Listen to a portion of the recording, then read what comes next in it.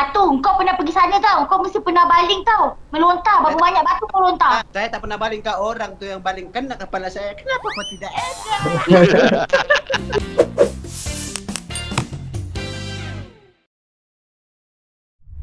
Assalamualaikum, hai semua. Okey. Salam. Selamat datang untuk episod khas edisi Raya Haji Ragu-Ragu Garu-Garu. Kami Muskil, Ustaz Cungkil. Kita ada tetamu istimewa. Atu, Syarif, Kak Ida Muin, Yeah. dan kita ada Aizat Ishak. Yeah. Siapa yang pernah pergi haji?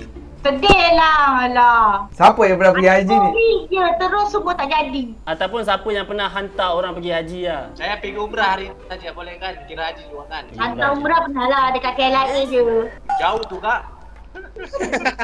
So sebenarnya banyak isu yang berkaitan ibadah haji yang ramai antara kita tak tahu hukumnya, tak tahu ceritanya kan.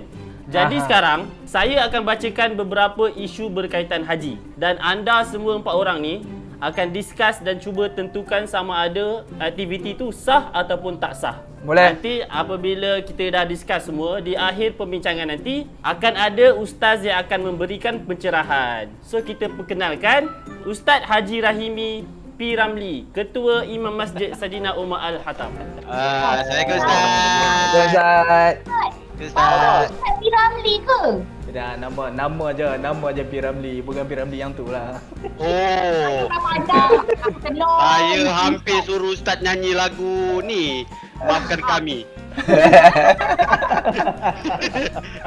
Okey semua, tanpa membuang masa lagi, jom kita ke situasi yang pertama.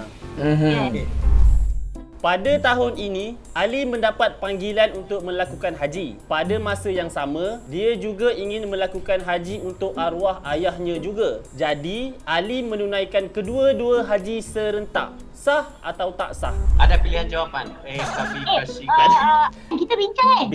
Bincang. Ya. Okey. Sebab ada orang buat badal haji tu boleh. Siapa badal? Kalau kata macam arwah bapa akak meninggal kan, dia tak sempat pergi haji, tak sempat pergi umrah atau pergi haji, lepas tu kita boleh bayar orang untuk yang pergi kat sana buat badal haji, buatkan haji untuk dia. Maknanya kalau anak dia pergi, bolehlah buat. Atu, tahu tak badal haji tu apa? Tahu? Nama Hadi tadi pergi haji kan? Bapak dia tu badal. Saya pernah dengar lah Ustaz cakap untuk orang yang sudah meninggal kita boleh buatkan untuk dia. Tapi kalau macam contoh saya pergi haji, tapi saya buatkan bapak sekali untuk bapak saya rasa macam tak sah sebab ialah yang utama saya dulu yang hidup, yang mati baru buat kemudian. Macam gitu kan Ustaz kan? Kita ni bincang 4 orang tau yang kau libatkan Ustaz, kenapa? Biarlah Ustaz dia jawab kejap lagi. Ini boleh mendatangkan marah. Kalau saya dia macam tak salah. Kenapa? Tak salah, bukan sah. Tak salah. Dia pergi sendiri untuk dia. Lepas tu dia nak buat untuk bapak dia. Saya rasa okey, tak ada hal. Tu yang lain pun nak kirim, boleh. Kita kena utamakan untuk kita yang hidup dulu baru yang sudah meninggal. Jadi maksud bagi saya mungkin tak sah pun. Atuh, KKM pernah cakap, Apa? tak pasti jangan kongsi. Kalau yang saya pernah tengok bapak saya dah pernah pergi haji, pada saya sahlah sebab dia anak beranak. Oh, kalau upah haji untuk kawan tak sah lah. Sahlah. Kak Ida sah ke tak sah? Sah. Syarif? Tak sah. Atu?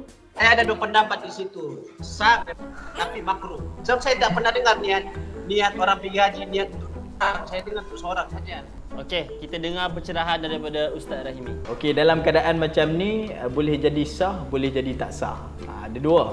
Kalau dia dah pernah pergi haji, kemudian pergi haji kali kedua, pergi haji kali kedua barulah sah untuk dia buat badal haji untuk ayah dia. Kalau kali pertama macam Atu cakap tadi, tidak sah lah. Perlu mengutamakan kita yang tak pernah buat ni dulu. Kita pergi diri dia dululah. ya, buat Kita kali nak pertama haji tu dulu. untuk kita dulu. Baru kali kedua barulah boleh. Kalau kali pertama dia pergi, tidak sah niat haji serentak untuk ayah dia. Tidak sah untuk ayah dia, tapi sah untuk dia. Jom kita ke situasi yang kedua. Farouk sudah menerima kedua-dua dos vaksin jenama X daripada KKM. Masalahnya, vaksin itu tidak tersenarai sebagai vaksin yang diterima bagi kemasukan ke negara Arab Saudi. Beliau sudah cukup syarat lain untuk mengerjakan haji. Wajib tak wajib beliau mengerjakan haji? Semua dah lepas apa vaksin kita? Wajib lah. Apa pasal wajib tak wajib ni? Kan kita ni pergi haji sebab nak buat haji, bukan pasal vaksin. Dulu tak vaksin pun. Tak Kak, mungkin situasi dia takut berjangkit. Vaksin kalau tak silap semua sama je. Dia ada vaksin A. B, C. Oh, kalau kata C tu kau tak boleh pergi. Tapi kau dah ambil vaksin. Sebab kau ada C tu kau tak boleh pergi haji. Apa jaga vaksin nak pergi haji ke kau nak pergi haji? Tapi Kak, kalau sana tak bagi macam mana? Macam mana nak lalu? Kita silakan YB Atu. Oh, betul. Atu sangkut. Kita kena ikutlah undang-undang dorang. Vaksin yang kita ambil tu tak halal ke? Bukan pasal halal tak halal kak. Kalau ikut hukum asal yang pertama, sebelum ada virus, kita boleh pergi haji apa semua. Sekarang ini orang sudah ada dipatwakan kena wajib ambil vaksin baru boleh pergi haji. Jadi kita kena ikut rules di sana lah. Kenapa vaksin yang boleh masuk tu halal? Halal ke yang kita pakai vaksin yang tak boleh masuk tu haram ke? Arahan daripada sana lah, arahan sana dia kata kalau pemimpin sana kalau tak boleh lah, kita kena dengar cakap pemimpin, bukan cakap vaksin. Sekarang ni akak kena telefon kedutaan sana. Saya ada link. Vaksin apa yang boleh masuk pergi haji? Arabia. Okey, vaksin aerobik. Manalah saya tahu, akak tanya saya. Habis kau boleh kata tu kau mesti tahu vaksin apa yang boleh. Dalam situasi ni, Kak Ida wajib ke tak wajib pergi? Kalau ikut aku wajib lah. Nak sampai dulu. Bagi saya tak wajib lah. Sebab kita kena ikut arahan kerajaan sana. Aizat? Kalau saya tak wajib juga. Sama juga jawapan saya dengan Sharif. Atu? Saya pun sama, tak wajib. Kaidah pergi Mekah sana seorang. Disebabkan kesalahan kita tanya Ustaz Haji Rahimi. Dalam situasi ini dia menggugurkan kewajipan kita. Sebab kerajaan Arab Saudi menghalang kita masuk. Hukum asal kita semua wajib pergi haji sebab dia rukun Islam. Rukun Islam 5. Yang terakhir adalah menunaikan haji bagi yang berkemampuan. So kalau kita dah cucuk, kita ada kemampuan untuk pergi dan kerajaan Saudi tidak menghalang, barulah wajib. Tetapi kalau kerajaan Saudi menghalang, menggugurkan kewajipan kita. Jadi tak wajiblah untuk tahun ni, tapi wajib untuk tahun-tahun yang mendatang. Kalau dia anti vaksin macam mana? Kita semua wajib pergi. So dia nak pergi juga, dia kena ambil juga vaksin walaupun dia anti vaksin. Kewajipan pada anti vaksin tak hilang, dia wajib. Situasi yang ketiga. Semasa dalam ihram, saya terjumpa dengan gadis idaman saya. Saya terus berjumpa dengan bapanya untuk menyatakan hasrat saya ingin berkahwin dengan anak gadis beliau. Sah tak kalau saya nak nikah masa tu juga? Okey, saya nak tanya Aizat, ingat rukun nikah? Habis lah. Kau dah kahwin belum? Dah. Kau jangan main-main depan ustaz. Okey, rukun nikah Dan dia biasa terjadi. Tu waktu awal-awal dulu nak menikah tu kita ingat je. Tapi bila dah ujung dia tak ingat. Itulah lelaki. Nak nikah semua ingat. Bila kahwin, lepas 2 tahun, rukun nikah pun lupa. Rukun, kau jawablah dulu.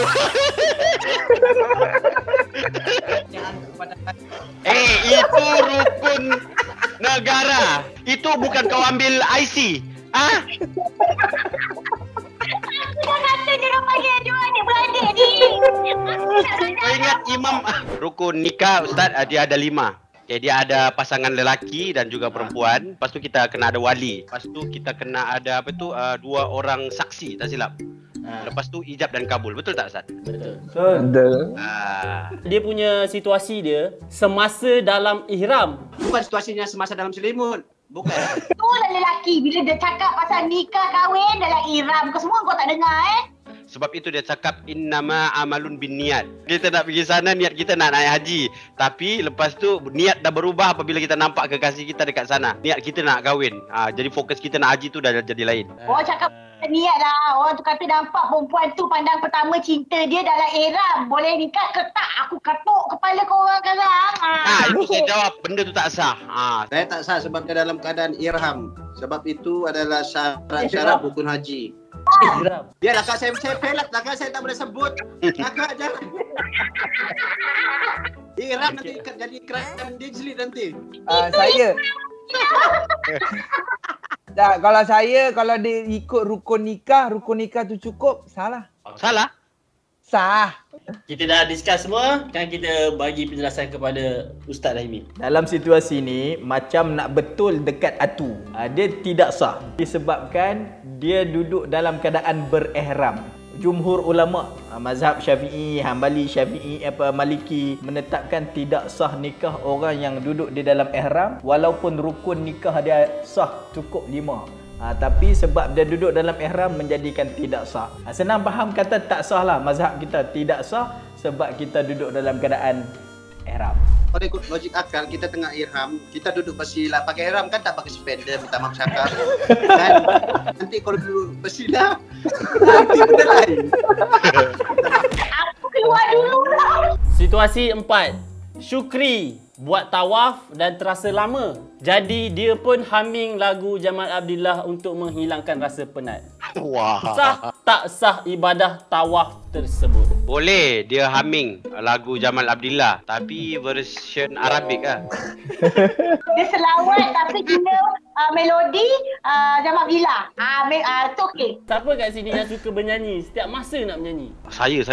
Tapi saya taklah sampai tahap macam tu. Sebab saya kalau sembahyang Jumaat pun, kalau kadang-kadang lama sangat khutbah tu, takkanlah saya nak janganlah larilah saya terperdaya. Saya akan nyanyi itu supaya saya tak lalai. Kalau dia setakat menyanyi, tapi kan ada selawat Nabi, rasanya boleh kot. Macam saya tengah pusing tawaf tu, saya nyanyi lagu yang segala puji bagi Allah, saya rasa boleh. Okey, kata bukan dia nyanyi lagu Jamal Abdillah lah. Kata dia nyanyi lagu Mahir Zain. Umati tu Kalau kita nyanyi lagu Mahir Zain Pak Arab kat sana, tepuk kita punya bahu. Pak chorus please, I want sing together. Boleh? Okey, kalau bagi saya, kalau lagu tu ke arah puji-pujian ataupun zikir, tak salah kot. Tapi bukan sekarang lagu-lagu banyak lagu ketuhanan tu. Mana ada kak, lagu terbaru Datuk Jamal pun. Kalau benar hendak dikata. Kak Ida, sah ke tak sah tawaf tu? Tak sah lah. Syarif? Sah lah kalau dia zikir. Tengah tawaf humming lagu Jamal Abdillah tak boleh lah. Okey, kita silakan Ustaz Rahimi untuk memberi penjelasan. Okey, dalam situasi tawaf, dia tak ada pembacaan yang khusus. Untuk kita tawaf tu, itu kena niat lah. Niat untuk tawaf 7 kali pusingan kerana Allah Ta'ala. Itu mesti kita niat. Itu rukun tawaf. Kemudian masa kita nak tawaf tu, dia tak ada pun bacaan-bacaan khusus terpulang kat kita. Kita nak doa, kita nak menyanyi. Asalkan menyanyikan lagu tu tidaklah berunsurkan benda lucah. Kita melagukan lagu Jamal Abdillah ni sah. Sebabnya tindakan kita tawaf tu, asalkan bahu kita ni dia tak lari, dia tak besong daripada Kaabah, bahu sebelah kiri. Kita pergi Mekah ni kebanyakan lebih pada pergerakan amali kita, bukan dari sudut kita punya lafaz kita. Tapi ulama susun doa-doa khusus. Sebab tu dia ada buku panduan doa ketika kita tawaf. Kita baca tu supaya kita tak hilang benda apa yang kita nak orang kata nak ucap, nak dapat. Tapi kalau kita sekadar kita nak berlari dan kita sekali-sekala nak menyanyi lagu Jamal Abdillah, tak membatalkan tawaf. So tawaf dia sah. Kalau dia berunsurkan lucah, kita beranggapan tawaf dia tu tidak sah pada bilangan keberapa. So dia akan buat sampai 8 kali tawaf. Dia bukan sekali batal tu membatalkan 7 tawaf. Bab kita ni sah tak sah? Sah. Farouk hampir habis melakukan ibadah melontar jamrah. Pada balingan terakhir, dia membaling sekuat hati sehingga batu tersebut melekat pada tiang jamrah. Sah tak sah lontaran jamrah tersebut? Dia pelontar peluru ke apa? Kenapa nak sampai baling sekuat hati? Apa yang kau geram sangat? Tapi yang saya pelik sekarang ni, batu apa yang dia guna sampai melekat dekat tiang tu? Rasa tak ada masalah kot. Benda tu pecah ke apa, tak ada masalah kot. Tu, kalau baling tak masuk, macam mana pula? Kalau tak masuk, masukkan lagi, cuba lagi yang kali kedua, sampailah Abang Jamil mampus. Okey, kita nak lontar tu berapa kali, berapa banyak? Tak kira ke apa? 7 batu. 7 batu jauh dia. Ui. 7 batu aku baling kau tak? Atu, kau pernah pergi sana tau. Kau mesti pernah baling tau. Melontar, berapa banyak batu kau lontar. Saya tak pernah baling kat orang tu yang baling kena kepala saya. Kenapa kau tidak? Saya dah cakap dah. Jangan panggil aku dengan budak-budak ni. Kau tak mesti ada dah. Tolong baling akak tengah masuk setan tu. Tolong baling. Takkanlah baling kena ada cara. Baling macam biasa je lah. Yang penting jangan kena kepala orang depan. Sah lah dalam situasi ni. Untuk Syarif? Bagi saya sah. Dia jangan dia melontar daripada Madinah pergi Mekah. Kenapa 7? Kenapa tak boleh lebih ke? Sebab biji Dragon Ball ada 7. Silakan Ustaz Rahimi untuk memberi penjelasan. Okey, dalam situasi melontar jamrah sehingga melekat di tiang jamrah ni, dia merupakan perkara yang wajib haji. Nak tak nak memang kena buat sebab nama pun wajib kan. Kalau tinggal dia berdosa. Yang dia baling tu, dia melekat dekat jamrah tu sah. Walaupun macam mana cara dia baling, sama ada dia baling depan atau dia membelakangkan tiang jamrah, tetap sah asalkan dia meyakini bahawa tindakan dia tu dia baling kemudian masuk ke dalam takungan. Faham? Dah faham. Okey, dah habis dah untuk soalan-soalan berkenaan dengan haji. Harap apa yang kami bincangkan ni dapat membantu serba sedikit kepada anda yang ingin menunaikan haji. Jom kita tanyakan sikitlah soalan-soalan kepada Atu dululah. Atu, apa yang Atu dapat dalam perkongsiannya tu? Alhamdulillah banyak benda yang saya pernah dengar tapi saya lupa. Ustaz terima kasih sebab remind tadi kun haji ni apa semua. Terima kasih. Kesimpulan dia kalau kita nak pergi haji kita tanyalah yang pada yang pakar. Walaupun kita tahu tapi kita kena refresh balik sebab kadang-kadang kita ini kan manusia, kita kan pelupa.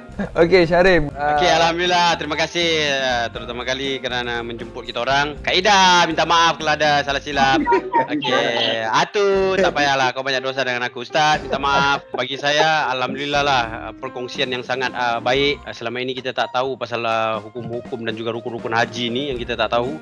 Jadi sebab sedikit perkongsian Ustaz Rahimi, alhamdulillah dapatlah membantu kepada orang-orang yang nak pergi menunaikan haji. Kalau boleh program ni diteruskanlah, best lah. Kaedah pun macam sama juga macam Atu dan juga Syarif. Terima kasih sebab adanya program macam ni membantu. Kita tak tahu, kita tak faham, kita tanya terus. Ustaz pun bagi pencerahan yang betul-betul orang kata lengkap. Untuk benda ni saya rasa baguslah. Kalau boleh buatlah program-program macam ni selalu sebab tak semua orang nak pergi haji tapi orang tak tahu adab-adab dekat sana. Okay, saya ingat ini program yang menarik kita tampilkan artis-artis yang meletup kan, yang baik. Rasanya orang akan tengok benda-benda yang macam ni, telatah-telatah yang macam ni tak boring.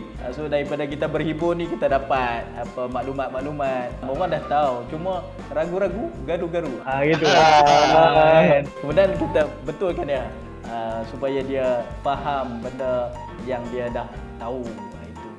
Okey, sekali lagi nak ucapkan ribuan terima kasih kepada rakan artis kita Atu, Syarif, Kak Ida Muin dan juga Ustaz Haji Rahimi kerana memberikan penjelasan yang jelas, ragu-ragu, garu-garu kepada anda semua. Kalau ada apa-apa soalan tentang haji ke apa-apa saja yang anda rasa ragu-ragu, boleh tanya, boleh komen kat bawah. Mungkin kita akan masukkan dalam ragu-ragu, garu-garu ini. Terima kasih banyak-banyak. Assalamualaikum, jaga diri. Bye-bye.